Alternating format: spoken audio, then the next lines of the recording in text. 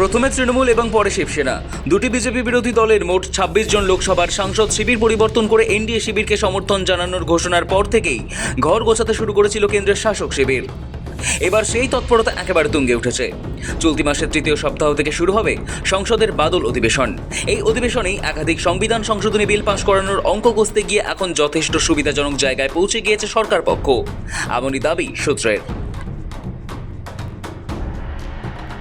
১২ বছরে প্রথমবার সংসদে হারের মুখ দেখতে হয়েছে মোদী সরকারকে।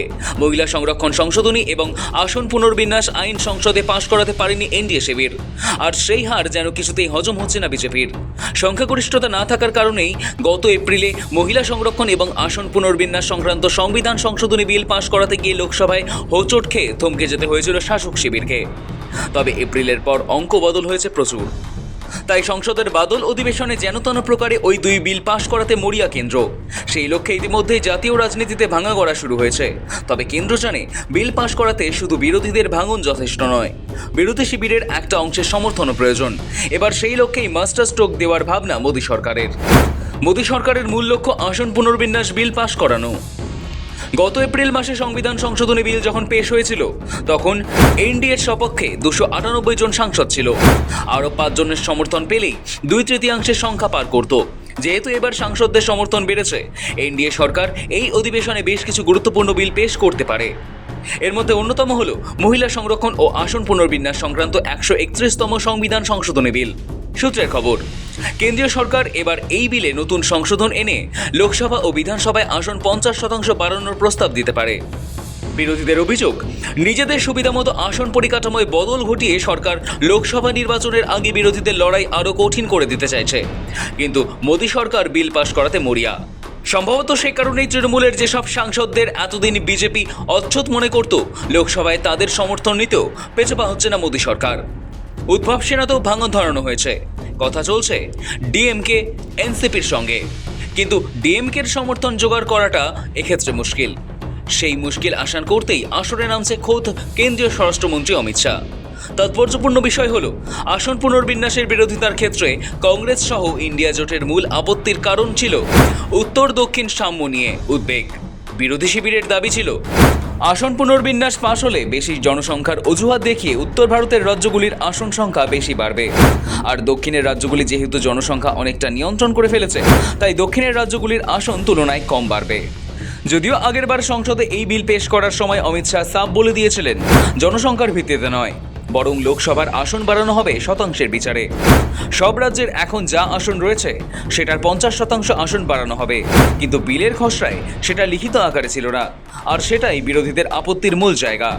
কংগ্রেস বলছিল, মোদী সরকার যেটা মুখে বলছে সেটা বিলে লিখিত আকারে নেই কেন? পরে যদি সরকার অবস্থান বদল করে তার দায় কে নেবে? সেই যুক্তিতেই ডিএমকে সহ দক্ষিণের দলগুলি বিলটির বিরোধিতা করে।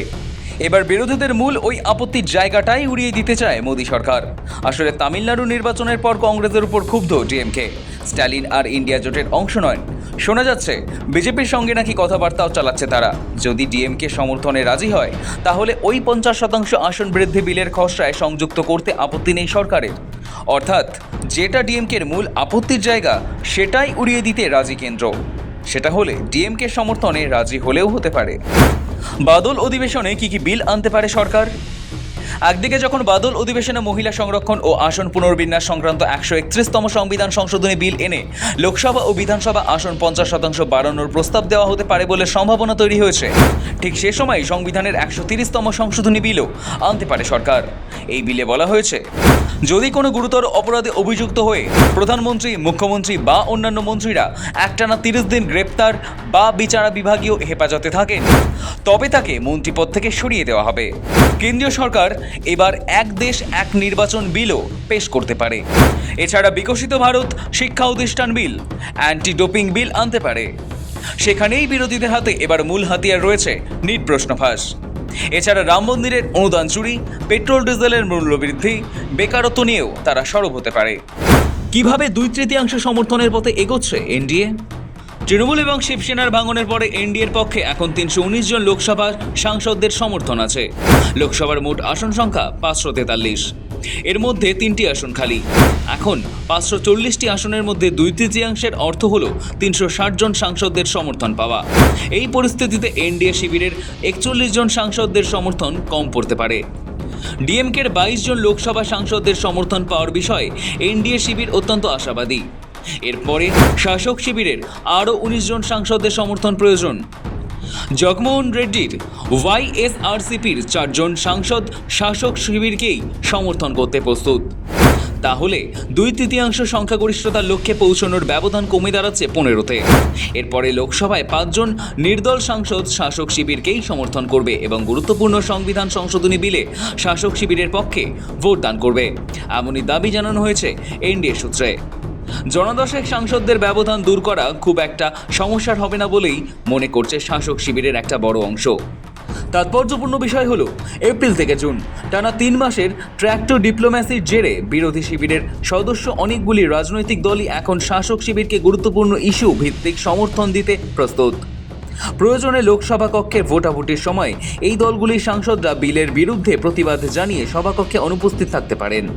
এর ফলে লাভবান হতে পারে শাসক শিবির। 2/3 প্রয়োজনীয় লক্ষ্যমাত্রায় পৌঁছতে তাদের বেগ পেতে হবে না, কারণ বিরোধী শিবিরের সাংসদদের অনুপস্থিতির জেরে 2/3 ম্যাজিক ফিগার তখন অনেক কমে যাবে।